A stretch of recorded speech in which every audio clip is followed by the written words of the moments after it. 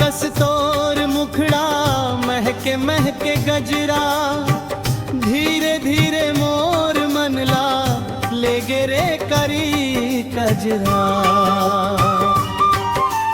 कारी कारी कजरा नैना मन बस गेरे, देखत देखत मोर जिया हर हंस गे।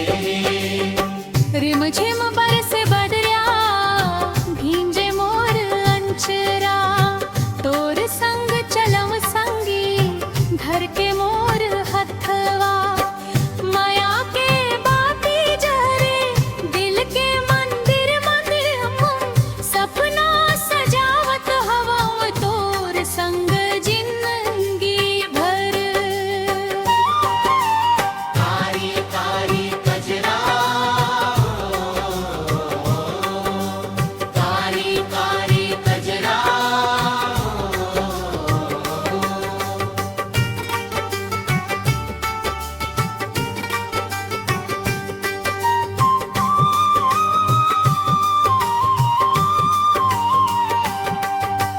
महुआ के डारी डोले कोयल कुह के बारी, तोर हंसी सुन के लागे आइस है फगुनवारी।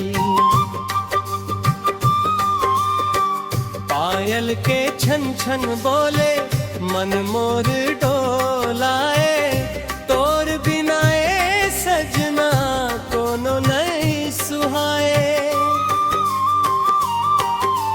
कारी कारी कजरा नैना मन बस गेरे, देखत देखत मोरे जिया हर हंस गेरे।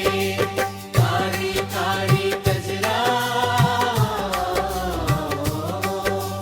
कारी कारी कजरा।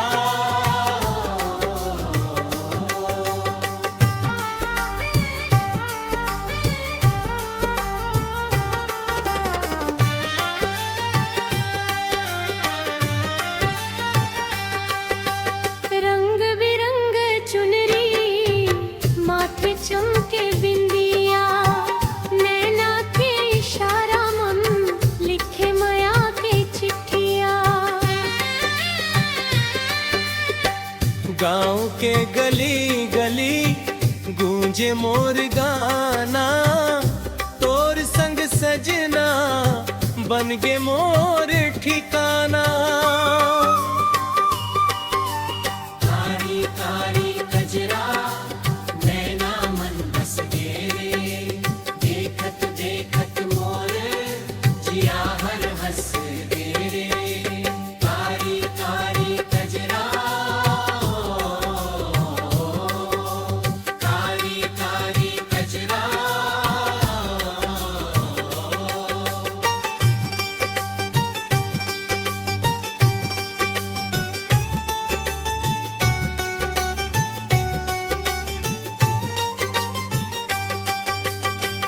मांदर के थाप बजे बंसी मधुर सुनाए, नाचे मोर अंचरा गोरिया मुस्काए।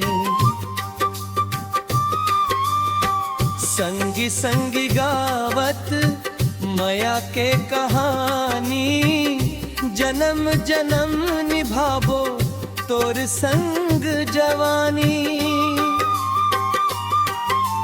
कारी कारी कजरा नैना मन बस गेरे, देखत देखत मोरे जिया हर हंस गेरे। समापन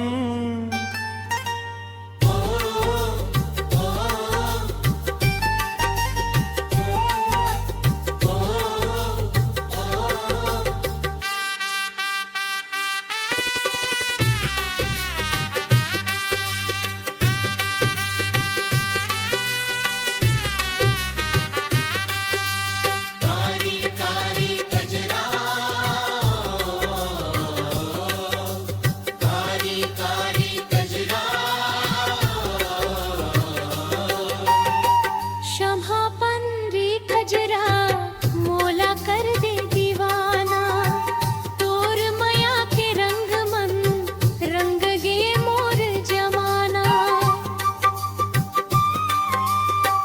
चंदा तारा अंबर सब दे थे गवाही, तोर संग लिखे हवव मोर माया के कहानी।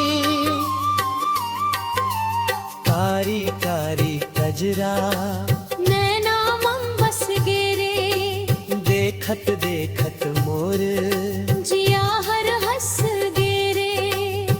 चंदा कस तोर मुखड़ा महके महके गजरा, धीरे धीरे मोर मन ला ले गे कारी कजरा। कारी कारी